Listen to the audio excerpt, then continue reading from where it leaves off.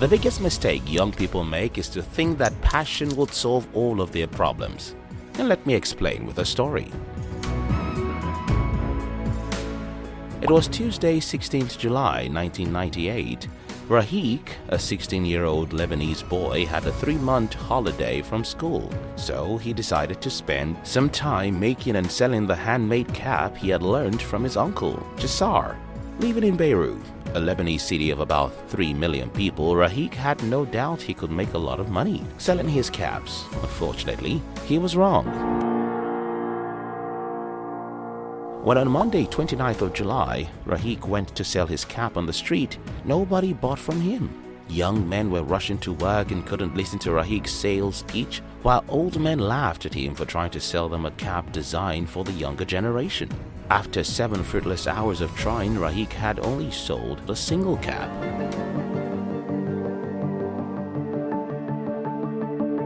To get back home, Rahik had to walk 5 kilometers to Badaru Street, where he had hawked to, and back to Hamra Street, where he lived.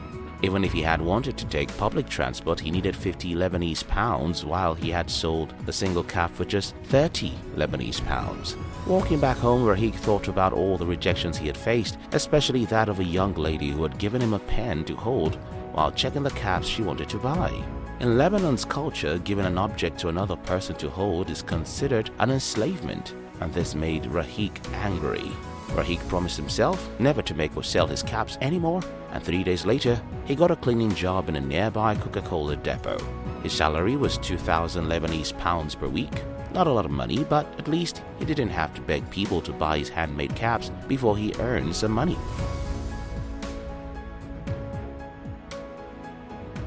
It was September 5th, 2004.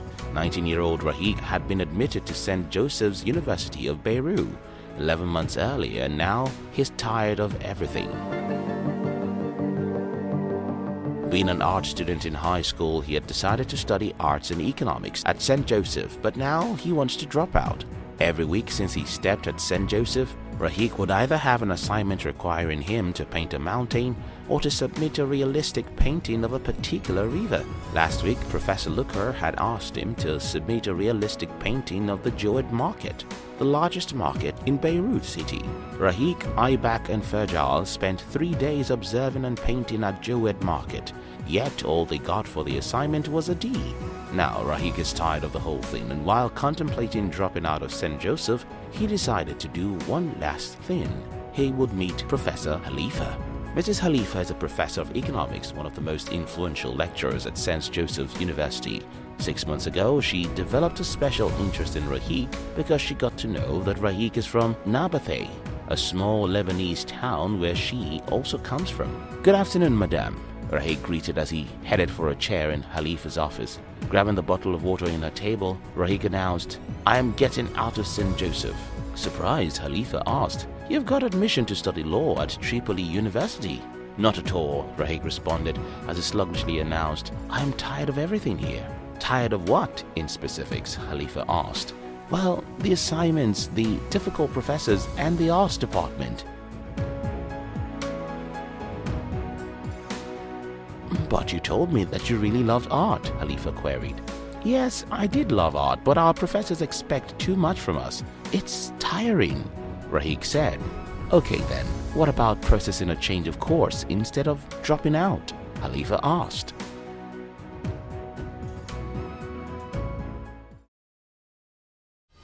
It was on Tuesday, 7th January 2019.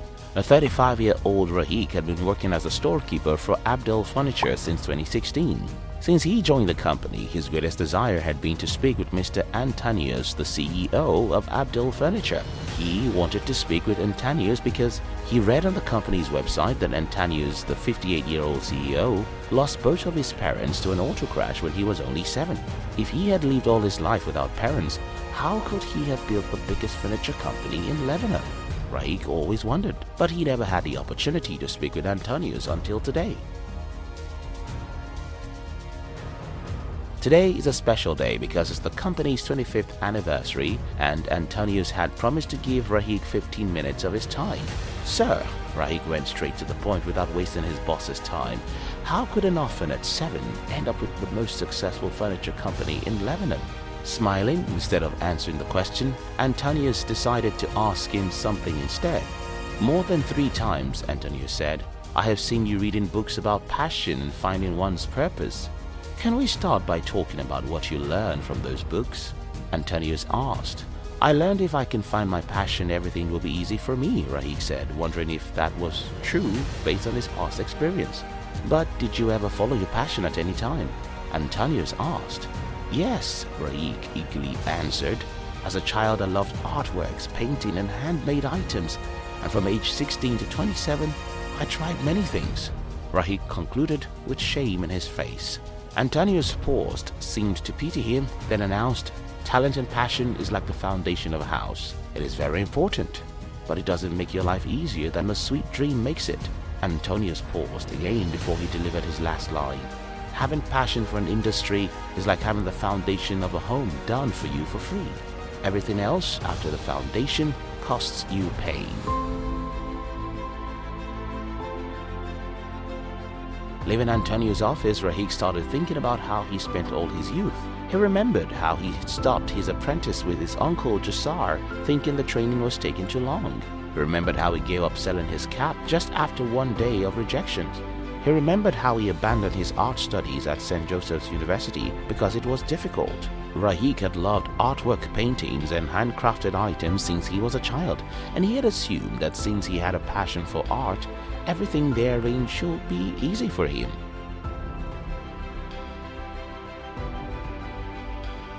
Most young people make the same mistake today. They fall for what I call passion trap.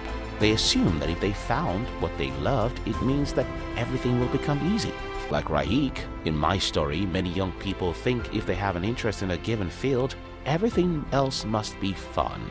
But no, your career is going to be like your marriage. There may be many things you like about your spouse, but there will also be things you hate about him or her. There may be a few things you like about a career path or industry, but there will also be many demons you have to fight and many pains you have to endure. Many young people don't understand this, which is why they are always in search of the paradise instead of fighting their hellfire. That isn't how it is. It's like we're built for struggle, us human beings. We're built to contend with the world. We're built to contend with reality. Now, to become a master in any field, you have to go through pains in 3 ways. First, you have to go through pains to master your weaknesses because not everything will be your strength, even in the field you like.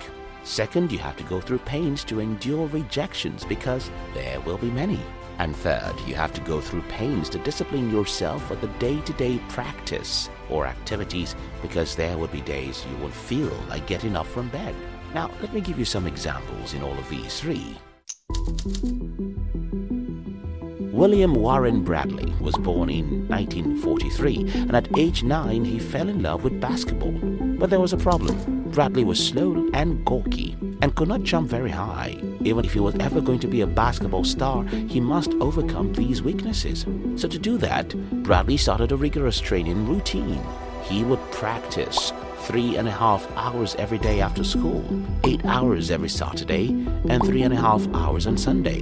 In the gym, he would put 10-pound weight in his shoes to strengthen his legs and give him more spring to jump. He set up chairs on the court to act as opponents and practiced dribbling and jumping.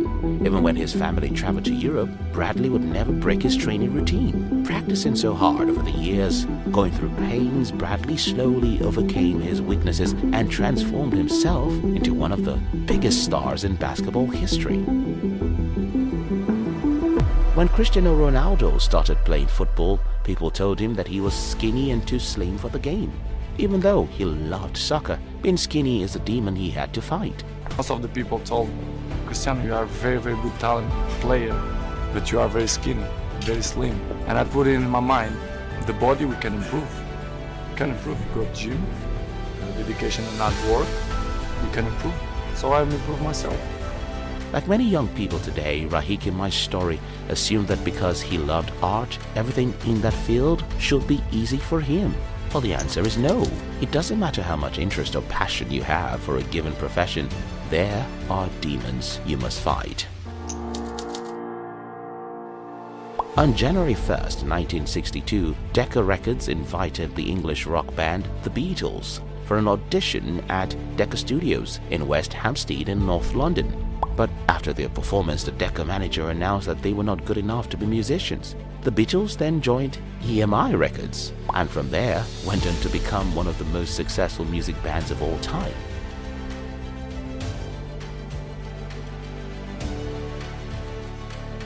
At age 16 in 1927, Lucille Ball told all her friends she was going to be an actress, so she went off to drama school in the New York City.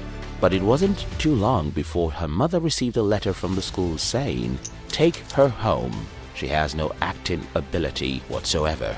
For the following 2 decades, Lucy Ball was moving from one rejection to another, until 1951, when she had the first breakthrough with her I Love Lucy TV show, and moved from there to become one of the most successful actresses in Hollywood.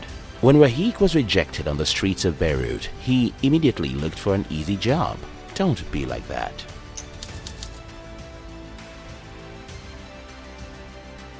In his book on writing, Stephen King wrote about how he writes 2,000 words every day. In the same book he wrote, "Amateurs sit and wait for inspiration. The rest of us just get up and go to work." The way that I work, I try to get out there and I try to get 6 pages a day. Don't be deceived by the people who tell you that all you need is to find your passion and you'll live in heaven thereafter. It's as realistic as when people say John and Mary got married in 1995 and lived happily ever after. No, they don't. There were days John hated Mary, and there were days Mary doubted if she had married the right person. In fact, there are 7 things John wished he could change about Mary, and 11 things Mary wished she could change about John. It doesn't matter how much passion you have for an industry. It doesn't matter how much you love music, writing, entrepreneurship, or basketball. There are days, many days in fact, you'll hate to get out of bed.